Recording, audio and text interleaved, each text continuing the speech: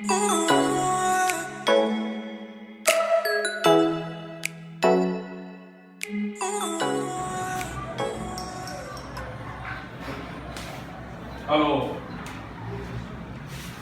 le droit international, le droit du commerce international, puis le droit des affaires international, le droit international des affaires, est une branche du droit qui se propose d'étudier les normes, la réglementation commerciale internationale. Au plan mondial, il y a énormément d'échanges commerciaux à travers différents espaces géographiques, souvent avec des pratiques différentes. Il s'agit de voir s'il y a une harmonisation et comment se fait cette harmonisation. Du point de vue de son objet et de son domaine, il faut dire que le commerce international se caractérise par la liberté et l'autonomie de la volonté des parties, donc l'absence de contraintes. Alors, le commerce international, son objet, est caractérisé fondamentalement sur la liberté, sur l'autonomie de la volonté des parties, le fait de commercialiser, de choisir avec qui on veut échanger. C'est une autonomie de la volonté. Vous devez être libre. Ça veut dire qu'il y a absence de contrainte, on ne doit pas vous contraindre. Les dispositions impératives, c'est qui permet de comprendre que le droit du commerce international repose essentiellement sur le droit des contrats. En fait, c'est un contrat. C'est un contrat, le fait d'échanger avec quelqu'un, de vendre au niveau international avec une personne qui est sur d'autres espaces, sur un autre espace géographique. Ça nécessite, c'est un contrat que vous signez. Sur le concept de contrat commercial international. En d'autres termes, et de façon beaucoup plus précise, le droit du commerce international peut être défini comme celui qui est la branche qui étudie les contrats internationaux. En effet, les contrats internationaux sont un des instruments essentiels en matière de commerce international. Et les normes du commerce international sont élaborées ou alors codifiées par des instruments spécialisés, parmi lesquels on peut évoquer quelques-uns, notamment la CNUDC, c'est la Commission des Nations Unies sur le droit commercial international, mais également la CNUCED, Conférence des Nations Unies pour le commerce et le développement. Il ajoute aussi l'OMC, Organisation mondiale du commerce, mais aussi la Chambre de commerce international de Paris, créée en 1919. Alors, parmi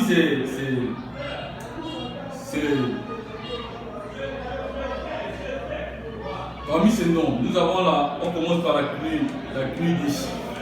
La CNUDC, c'est la CNUDCI. CNUDC, c'est une commission des Nations Unies sur le droit commercial international. Alors, elle est une institution spécialisée des Nations Unies.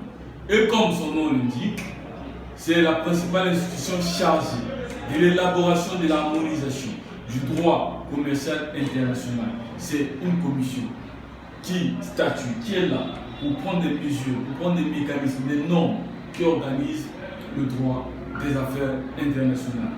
Sa création remonte en 1966, elle a été créée en 1966 à la suite d'une révolution de l'Assemblée des Nations Unies qui exprime le besoin de voir les normes commerciales internationales harmonisées. La CNUDC comprend une assemblée générale et un secrétariat général basé à Vienne, en Autriche. Cette institution est basée à Vienne, en Autriche. Elle a deux organes.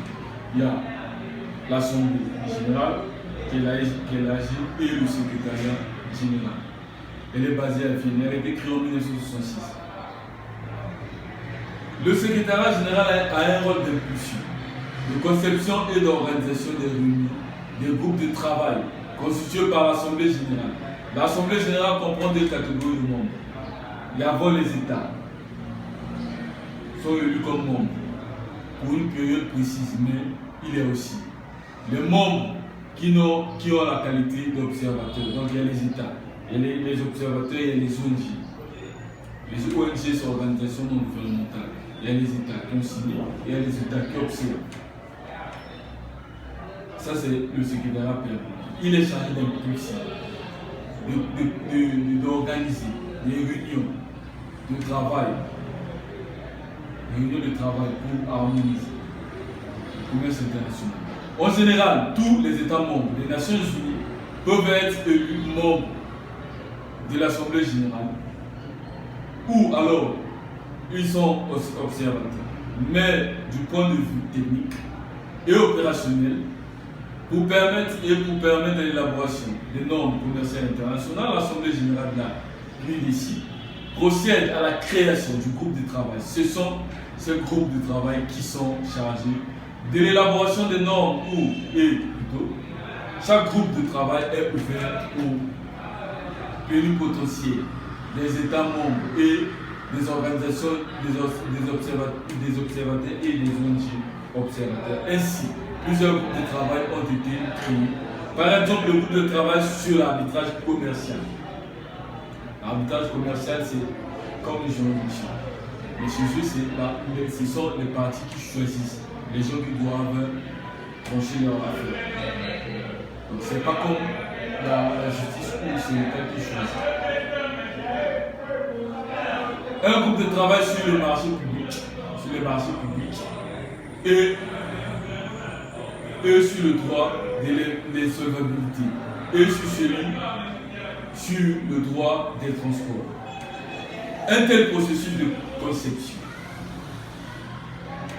conception et d'élaboration des normes commerciales internationales a permis à la CNIS d'élaborer un certain nombre d'instruments internationaux. En effet, nous avons les conventions internationales, les lois types, mais aussi les règlements internationaux.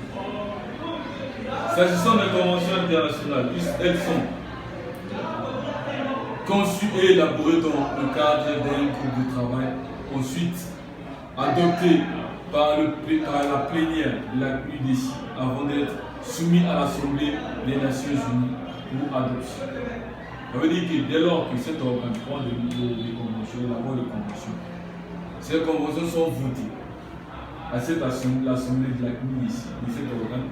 Et après le vote, cette convention doit être soumise à l'Assemblée générale des Nations Unies pour l'adoption. S'agissant des lois types, ce sont des textes discutés en groupe de travail qui vont être adoptés en plénière par cette Assemblée générale, mais qui ne vont pas réunir un consensus suffisant pour être transmis à l'Assemblée générale et être adopté comme convention internationale. Ça veut dire que dès lors que cette loi type est élaborée, elle doit être adoptée en plénière à l'Assemblée générale de cet organe, de la CNUDC. Et pour que on n'a pas besoin d'un consensus suffisant pour qu'il soit transmis. Après, il sera transmis à l'Assemblée générale des Nations Unies pour adoption. Mais la plénière peut décider, malgré tout, que ce texte d'une importance telle qu'on devrait pouvoir l'offrir, on exemple au Parlement national pour s'en inspirer. Après la CNUDC, nous avons la CNUSED. La CNUSED est initiée en 1963 et créée officiellement en 1964. Son secrétariat est basé à Genève, en Suisse, et ses objectifs principaux sont de réduire les inégalités entre le Sud sous-développé et le Nord développé. C'est un organe qui est chargé pour réduire les inégalités entre les pays développés et les pays moins développés. Cela a été motivé par l'avènement de beaucoup de pays à l'indépendance dans les années 60 et le constat qu'il y avait trop d'inégalités dans les pays. Essentiellement, il fallait faire en sorte que les pays du Sud puissent accéder aux pays du Nord.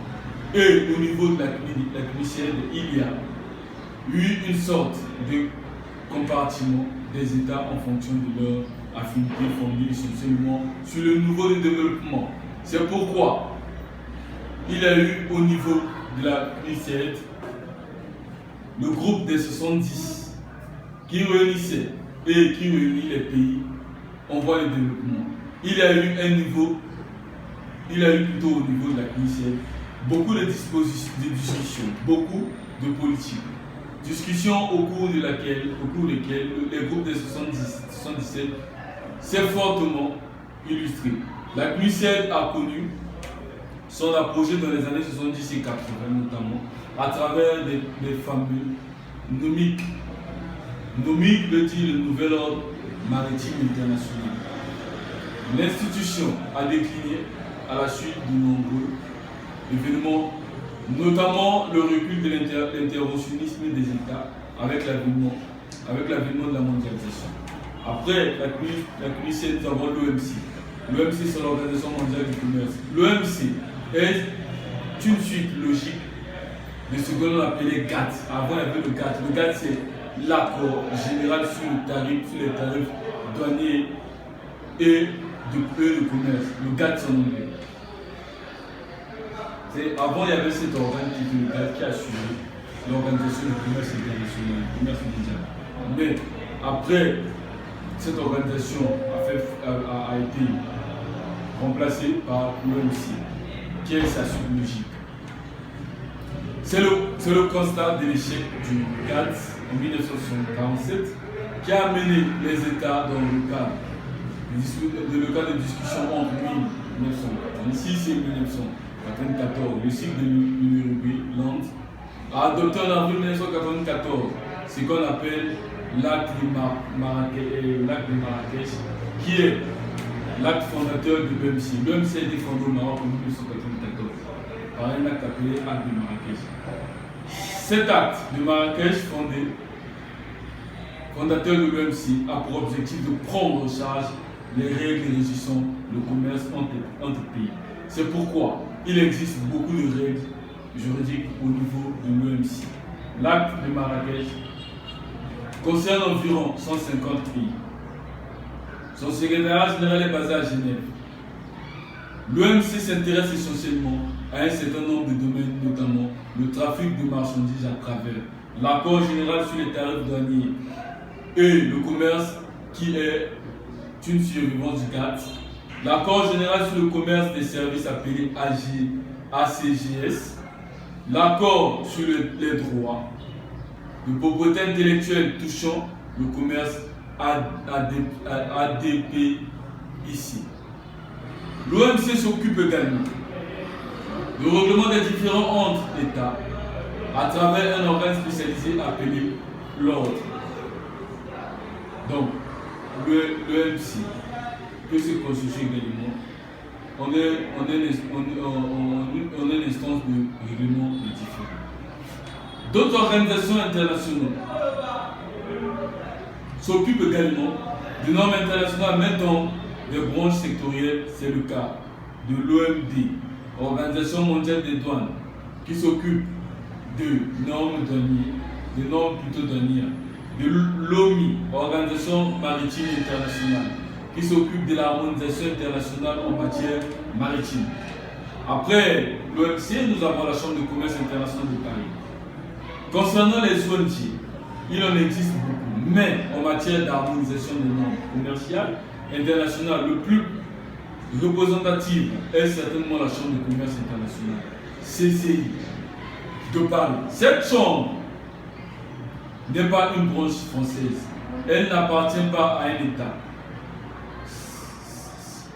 Elle a été créée en 1919 à l'initiative d'un certain nombre de pays européens et regroupe des entreprises et les sociétés à travers le monde et touche ainsi environ 130 États, 130 pays. Ces membres sont non pas les États, mais les sociétés internationales et les entreprises internationales. La CCI, Chambre de commerce international, est représentée par les pays membres, par les comités nationaux de la CCI. Il y a également la Fédération internationale des chambres de commerce, qui est une des structures de la CCI. Les activités de la CCI consistent essentiellement à favoriser les échanges commerciaux au niveau mondial et l'élaboration des normes appropriées. En vérité, pour cela, il s'agit d'une codification des usages commerciaux internationaux. La CCI également s'occupe des règlements des différends. Les différends sont des litiges qui naissent d'ordre commercial à travers le centre d'arbitrage de la CCI. La CCI. Ce centre a été créé en 1923. Donc, la Chambre de commerce se transforme aussi en organe de règlement des différends. Au niveau international. D'autres ONG existent, mais surtout dans le domaine d'activité sectorielle qui élaborent aussi des normes et facilitent les pratiques commerciales dans les secteurs d'activité. Parmi elles, les plus en vue, le MCI, Comité maritime international dans le secteur du commerce maritime, mais aussi l'IATA, dans le secteur des transports aériens. L'IATA, c'est l'organe qui régule le secteur, l'organe international qui régule le transport aérien. Ces ONG élaborent des normes purement contractuelles. Contrairement au OIG, OIG qui élabore des normes supra-étatiques. Alors, le droit des affaires internationales a des sources. Les normes commerciales internationales émanent de différentes sources, parmi lesquelles les conventions internationales élaborées par les États dans le cadre des assistances internationales appropriées. La coutume internationale, la coutume c'est l'ensemble des usages. Les lois écothermes, ce sont les écothermes, on va le voir, ce sont les textes, les mécanismes plutôt de transport, on va choisir. Après la jurisprudence internationale, ensemble des règles, ensemble des juristes, ensemble des décisions prises par les juges au niveau international. Après les sources internationales, les sources conventionnelles internationales. En matière, après les sources plutôt du droit commercial, nous avons les sources conventionnelles. En matière de commerce international, il existe très peu de conventions intégatives. Toutes celles qui existent sont généralement supplétives de la volonté, même pour les pays qui sont appelés à ratifier. Par exemple, la Convention des Nations Unies sur la vente internationale de marchandises, appelée communément la CVIM, c'est la Convention internationale, c'est la Convention internationale de la vente des marchandises. Convention, c'est Convention internationale de la vente des marchandises. Donc, elle est adoptée à Vienne le 11 avril 1980 par l'appui d'ESI. Les conventions impératives n'existent généralement qu'en matière de transport international des marchandises. Ainsi, la Convention sur le transport maritime international, Convention aérienne internationale, mais aussi sur le transport routier de marchandises. Sources coutumières internationales. Ce sont les pratiques commerciales internationales qui ont subi l'épreuve du temps, qui sont connues de tout et acceptées par tous. Si bien qu'au bout d'un certain temps, la CCI, la Chambre de commerce internationale, s'approprie et les codifie à l'aide des comités d'experts. Sources de loi interne, de loi jurisprudence. Premier chapitre, les acteurs du commerce international. Il s'agit de savoir quelles sont les personnes qui interviennent dans ce domaine. Il s'agit d'opérations économiques, d'opérateurs plutôt économiques, ou encore commerçants évoluant dans l'international. Ce sont des personnes physiques ou des personnes morales. Alors, pour les personnes physiques, il est incontestable que dans le commerce international évolue des personnes physiques qui font les transactions à titre personnel et individuel. Mais compte tenu des enjeux et des risques importants, mais surtout compte tenu de la crédibilité qu'exige ce milieu, les personnes physiques en tant qu'acteurs se trouvent être assez fragiles parce que c'est un milieu beaucoup plus complexe que ce que l'on a dans l'ordre interne. C'est la raison pour laquelle les acteurs préfèrent souvent en général traiter avec une personne morale plutôt qu'avec une personne physique. Alors, une personne physique, c'est vrai, il existe des personnes physiques qui exercent dans le commerce international. Alors, ces personnes physiques sont tellement fragiles que parfois, ils peuvent naître des litiges où ils n'ont pas assez de moyens pour les résoudre. Ou ils n'ont pas assez de force pour les résoudre. Voilà pourquoi beaucoup de personnes préfèrent traiter avec des personnes morales qu'avec des personnes physiques parce qu'ils sont fragiles. Section 2, personne morale. Alors, la personne morale, c'est quoi? C'est la société. La personne morale, c'est quoi? C'est un opérateur économique et moral. C'est une société. Alors, la personne morale sont plus crédibles. Elles sont plus pérennes. Quelles sont ces personnes morales? Alors, ces personnes morales, d'abord les personnes morales, les droits publics, les personnes morales, les droits privés. Les droits publics, c'est l'État, les droits privés, c'est les opérateurs économiques des sociétés privées. Concernant les personnes morales de droit public, il s'agit bien sûr de l'État et des démembrements. L'État est commercialisé. L'administration publique, ça veut dire la mairie, peut traiter avec d'autres mairies en matière de commerce ou d'autres sociétés au niveau international ou bien des frontières. Il n'est plus contesté depuis longtemps que l'État peut agir en tant qu'opérateur économique. Les démembrements de l'État sont essentiellement les collectivités locales qui ont la personnalité juridique. Les personnes morales de droit privé, quant à elles, les personnes morales de droit privé sont les sociétés commerciales. Toute forme de groupement constitué en une entité juridique unique avec des dirigeants parlant en son nom et dotés de patrimoine propre différent de ceux de ses membres. Le statut de la personne morale de droit privé, notamment son existence juridique, est attaché nécessairement à un État dont la législation permettra de dire comment il sera constitué comme il doit fonctionner, etc. Ce qui suppose le problème de la nationalité des personnes morales. Alors, la personne physique, la personne morale de droit privé, c'est une société, ça peut être une entreprise. Ça peut être une entreprise qui traite avec une autre personne morale au niveau international. Alors, ça peut être une société, mais la société ne peut pas se déporter. La société est représentée par les personnes, les dirigeants de la société, pour commercialiser aussi les contrats internationaux de commerce. Alors, et la question ici, c'est la question de la détermination de la nationalité de cette personne morale. La détermination de la nationalité des personnes morales pose un certain nombre de problèmes. La question que l'on se pose, c'est comment il est réglé en droit congolais. Que prévoit la loi? Alors, avec l'avènement de l'OADA et avec l'acte uniforme régissant le droit des sociétés commerciales et des économiques, c'est le même objet et le même domaine que les lois congolaises. C'est la raison pour laquelle le législateur congolais adopta plusieurs lois internes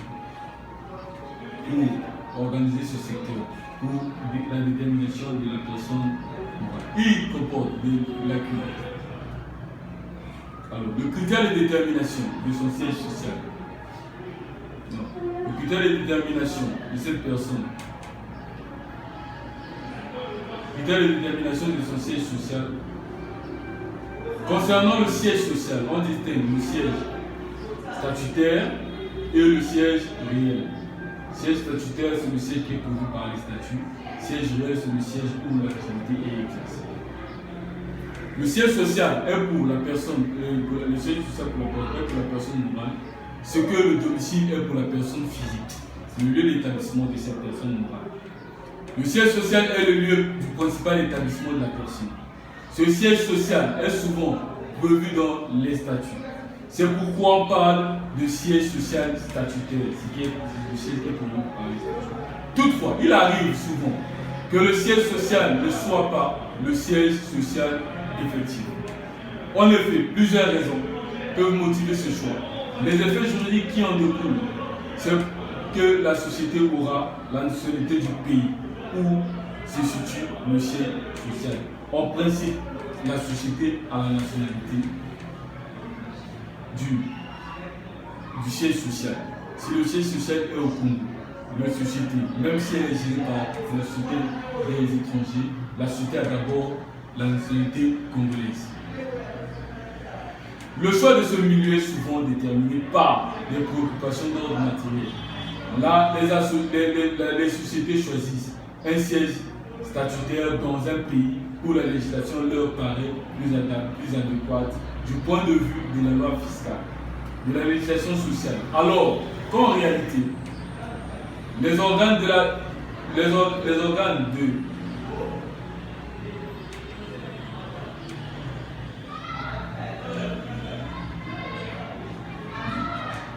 organes de la séjour ailleurs, cette pratique assez fréquente, sur le plan pratique, a été remise en cause à travers le concept de siège social réel. Alors, le siège social statutaire, c'est le siège qui est prévu par les statuts. Si les statuts prouvent que le siège social est à Brazzaville, alors la société aura pour nationalité la nationalité congolaise. Contrairement au siège réel, il s'agit simplement de voir quel est le lieu du véritable siège social, c'est-à-dire l'endroit où siègent les organes de direction, d'où partent les décisions, d'où viennent les décisions. Donc, c'est le siège où est basé, les organes de direction, d'où proviennent les décisions. C'est dans ces endroits que la société est effectivement administrée. C'est en cet endroit que la société a un lien effectif et réel avec un pays. Ce critère a permis à la jurisprudence de mettre à nu beaucoup de fraudes. Dans l'affaire Air Afrique, le problème de la mise en œuvre de ce concept s'est également posé. Elle avait été créée par le traité de Yaoundé qui liait plusieurs pays. Le statut était intégré au traité. À l'époque, les statuts prévoyaient que le siège de la dite compagnie était en Côte d'Ivoire. Mais pour permettre à l'appropriation de la compagnie par les pays membres, il avait été décidé que chaque État était siège social avec comme conséquence qu'Air Afrique avait un statut de compagnie nationale dans chaque État membre. Ça veut dire quoi?